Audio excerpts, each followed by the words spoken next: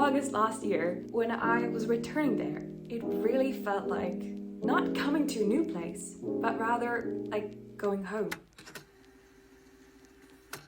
So hello and welcome back to this channel. Today I wanted to talk a bit about a topic that's not exactly an easy one for me, and that's how I said goodbye to Venice.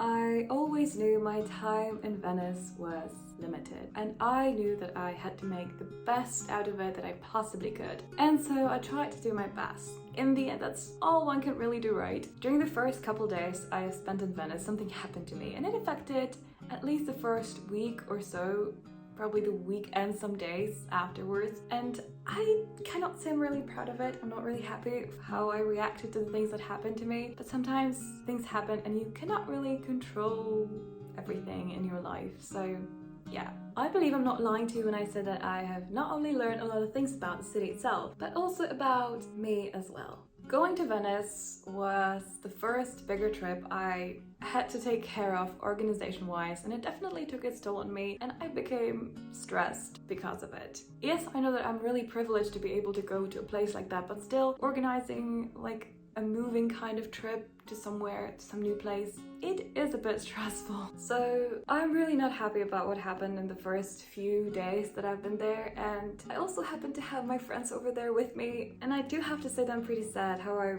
reacted to all of the stuff that happened there, that I didn't enjoy my time with them there the way I wanted. I cannot say I'm happy about it, but as I've said before, you don't control everything that happens to you. I will miss Venice dearly, and I already do, because the chance to just go out every single morning and walk and meander through the crooked alleys and cross the various beautiful bridges that are out there and watch and just admire the history and the beauty that's in that city is just one of a kind experience. And if you have a chance to go and visit the city, please do. You will really not regret it, that's the word. As I'm filming this video, I am already in a different city and in a different country. Still in Europe, but elsewhere. And just as Becky Guggenheim said, Venice will always have a place in my heart. I cannot remember how the quote went literally, so I'm going to write it somewhere for you because it's one to remember.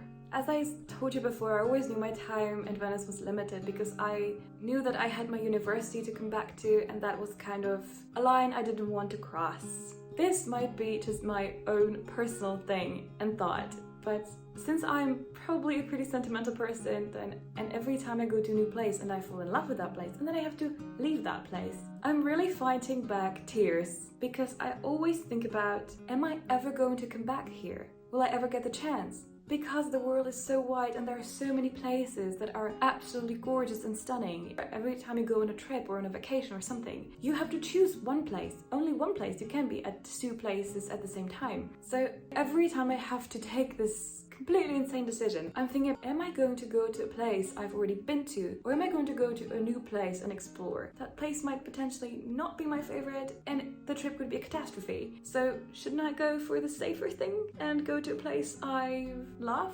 Yeah, it's a kind of a difficult decision for me to make. Yeah, I told you already before, it might be because I'm a sentimental person and whenever I like some place, I just really want to go and return back there. And yes, I know that the internet will tell you that you should go out of your comfort zone and all that stuff. But sometimes it might not be the best thing to do. Sometimes the best thing might be just to follow your own intuition and just do whatever feels right in the moment, even if it means that you go to a certain place more times than just once, because you want to go there. By the way, you can actually tell me down in the comments which one would you choose, if you would choose to go to a place that's the one you know or a new place. Every time I'm leaving such a place, I really have my eyes welled with tears, and I'm really battling hard to just not let them roll down my face. I am really a sentimental person, and I also hope the word sentimental is right for the situation. You know, someone recently told me, and it kind of circles back to this decision with traveling to new or old places, and that's every decision you make is a loss and a gain at the same time. To simplify it, let's say you're going to a farmer's market and there are two apples, a red and a green, and you can only choose one. And now if you choose the red one, you're inevitably discarding the green one, and the other way around. So if you go for the red, you gain the red, but you lose the green. And it's that way with every decision you make. I believe that's a pretty interesting thought, but with every decision you're making to just get something, you are inevitably saying that I'm not getting all the others. You know, I was in Venice once before. I would be lying if I told you that it wasn't a love at first sight, because it was. It was that strange feeling you have when you just visit a place and wow, you just don't know why, but you completely adore that place or that thing or something or that person. You just don't know why, but it happens. And that happened with me and Venice. And the next time, second time, August last year, when I was returning there, it really felt like not coming to a new place, but rather like going home.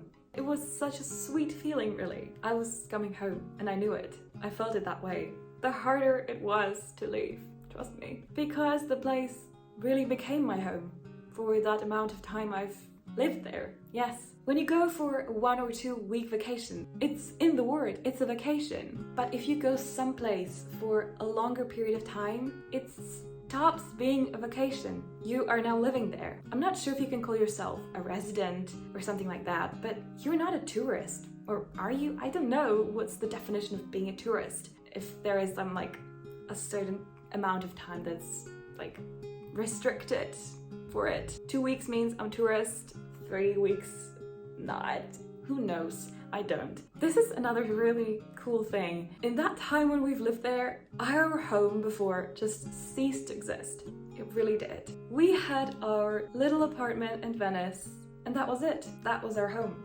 And it felt like that because yes, it was moving to another country, moving to another city. I've kind of never really called it a vacation, I think, at least in my mind. It was always like moving there for that period of time. Anyway, there is something I'm planning for upcoming weeks, so do stay tuned. I might actually like show you something here to excite you a little bit. I am grateful I got this beautiful chance to go and live in Venice, to explore and admire. I know I'm extremely privileged to have been able to do so, and I will forever treasure the memories I have in my heart. And with that, I believe it's time for me to say bye. Let me wish you a great day or night wherever in the world you are, and I will see you again soon.